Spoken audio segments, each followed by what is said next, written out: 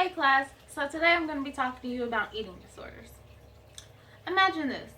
What if you had a friend and you'd been watching her for a few weeks at school? Every day it was the same routine. You go to lunch, you and your friends eat, and then she just sits there and doesn't eat anything. One day your family decides that they're going to have a dinner party. So you invite all your friends and this friend still doesn't eat dinner. When you ask her why she's not eating, she says, "Oh, I just had a big lunch today. I'm not full. Well, I'm not hungry." Wouldn't that raise flags in your mind? Not only did she tell you that she had a big lunch and that she was full, but you know she didn't eat lunch because you've been watching her for the past few weeks. If you knew anything about eating disorders, you'd know that that was one of the big red signs of one of the main eating disorders. There are a lot of eating disorders in the society today, but the two main eating disorders are anorexia and bulimia.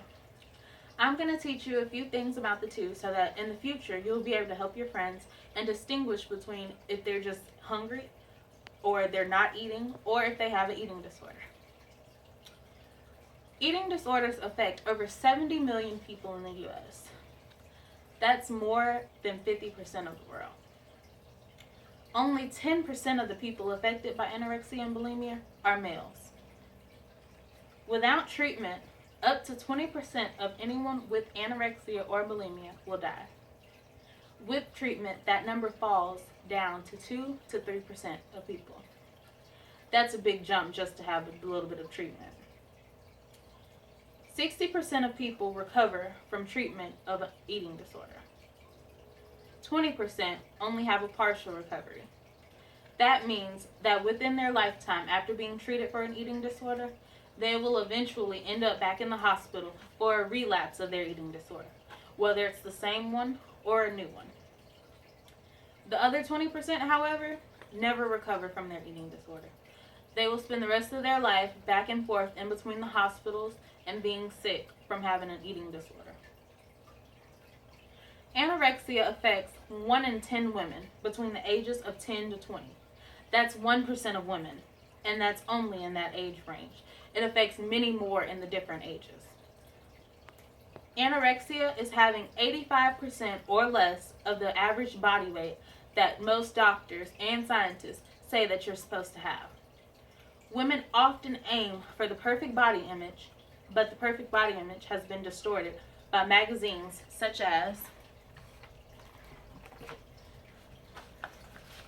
17 magazine. This is a teenage magazine.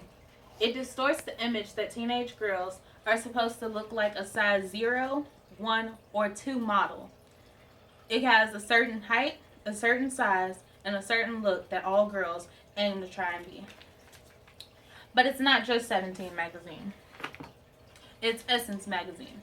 Essence magazine is for a little bit of an older crowd. Women aged 20 and up.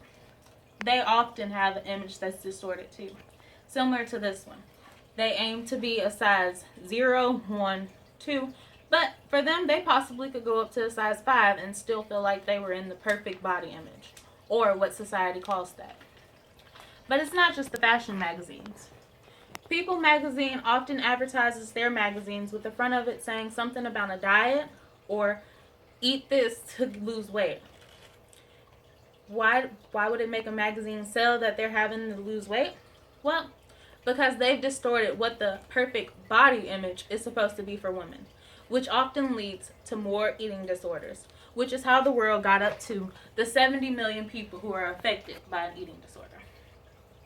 The other well-known eating disorder that I wanted to talk about is bulimia. Bulimia affects 4% of women. 50% of the women who are affected by bulimia were at one time anorexic. Bulimic people often are hidden in the crowd. They vomit, abuse drugs, and they often become extremely active and fast a lot. They're easily hidden because bulimics, unlike anorexics, look and seem normal on the outside, but it is only until you get to know them that you know that they're not who they're supposed to be. Anorexics you can usually point out in a crowd because they usually have discolored skin, frail hair, frail nails. They usually seem weak and tired, and then they often have their